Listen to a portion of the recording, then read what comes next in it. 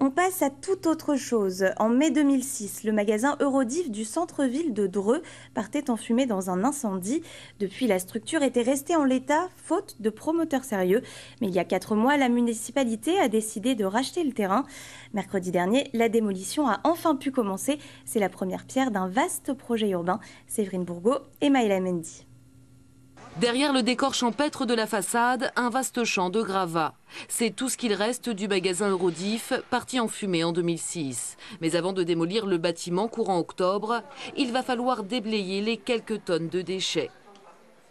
Il restait encore beaucoup d'équipements, beaucoup de matériel, et donc le but c'est d'évacuer en fait tous ces déchets-là, ce qu'on appelle en fait le curage ou le nettoyage.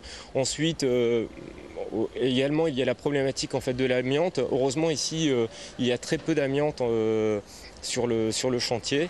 Un vaste chantier puisqu'une fois le magasin démoli, il s'agira de déconstruire les immeubles attenants pour en dégager une surface de 1000 m² sur laquelle sera bâtie une zone commerciale ainsi qu'une trentaine de logements. Un projet d'envergure mené par la municipalité qui a racheté l'ensemble du foncier il y a quelques mois.